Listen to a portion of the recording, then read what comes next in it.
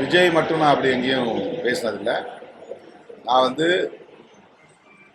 திமுக தலைமையிலான மதசார்பற்ற முற்போக்கு கூட்டணியில் விடுதலை சிறுத்தைகள் கட்சி அங்கம் வகிக்கிறது என்கிற நிலையில் எமது கூட்டணியை நேருக்கு நேராக எதிர்க்கிற கூட்டணியாக அதிமுக பாஜக கூட்டணியைத்தான் பார்க்கிறோம். இருமுனை போட்டிதான்.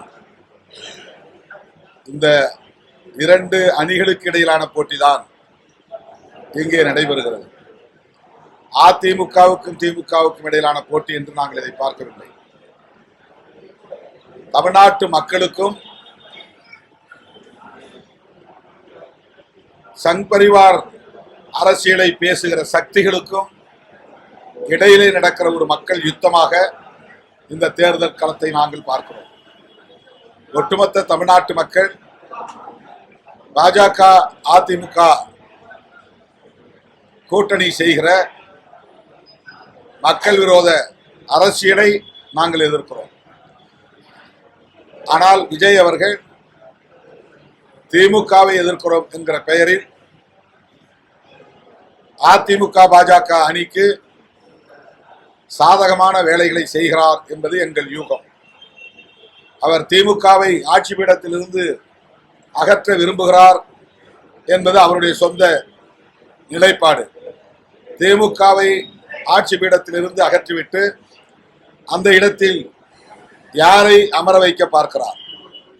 அவரே அந்த இடத்தில் அமர விரும்புகிறார் என்றால் இந்த தேர்தலில் அது சாத்தியமா என்பது அவருக்கே தெரியும், அவருக்கே வெளிச்சம். ஆக அவர் திமுக ஆட்சியை அப்புறப்படுத்திவிட்டு அவருடைய தலைமையிலே ஆட்சி அமைக்க முடியாது என்பது தெரிந்தும் திமுகவை வீழ்த்துவதன் மூலம் பாஜக அதிமுக என்கிற சங் பரிவார்களின் கைகள் தான் ஓங்கும் என்பது தெரிந்தும் அவர் இந்த நிலைப்பாட்டை எடுத்திருக்கிறார். ஆகவே அவருடைய அணுகுமுறை அல்லது அவருடைய அரசியல் நடவடிக்கைகள் அல்லது அவருடைய தேர்தல் வியூகம் என்பது அதிமுக பாஜகவுக்கு வலு சேர்ப்பதாக இருக்கிறது. பாஜக தலைமையிலான தேசிய ஜனநாயக கூட்டணி தமிழகத்தில் காலூன்றுவதற்கு வழிவகுப்பதாக இருக்கிறது, சிவப்பு கம்பளம் பிரிப்பதாக இருக்கிறது.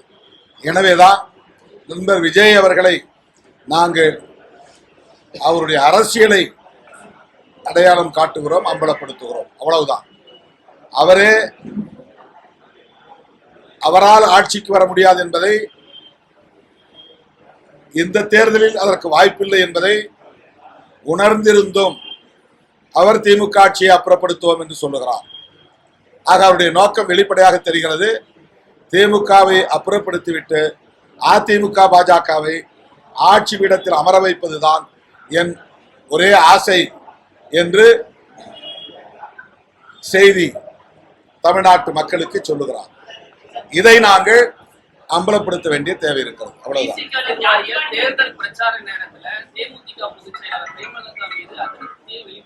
அதெல்லாம் ஒரு அதிருப்தி இல்லை. இது மீடியா ஹைப்பு. நான் அவங்களை எழுச்சி நில்லுங்கிறதுக்காக சொல்லல. எங்க கட்சி வேட்பாளருக்கு மட்டும் சொல்லக்கூடாதுன்னு எல்லா கட்சி வேட்பாளரையும் நான் சொன்னேன். அவ்வளவுதான். முறைப்படி வேட்பாளர்களை அறிவிப்பு செய்வதற்காக முதலமைச்சர், கூட்டணியின் தலைவர் தளபதி ஸ்டாலின் அவர்கள்தான் இந்த மேடைக்கு வந்தார். அவர்தான் அறிவிக்க வேண்டும், அவர்தான் அறிவித்தார். அப்போதுதான் வேட்பாளர்கள் எழுந்து நிற்பார்கள். நான் என்னுடைய உரையின் போது எங்கள் கட்சி வேட்பாளர்கள் கடலூரில் 2 தொகுதிகளில் போட்டியிடுகிறார்கள் என்று சொன்னேன். அதை மட்டும் சொன்னால் சரியாக இருக்காது என்று எல்லோரையும் சொன்னேன். அவ்வளவுதான். எனவே இதை திரித்து இந்த கூட்டணிக்குள்ளே குழப்பம் ஏற்படுத்த முயற்சிக்கிறார்கள். அது ஒருபோதும் நடக்காது.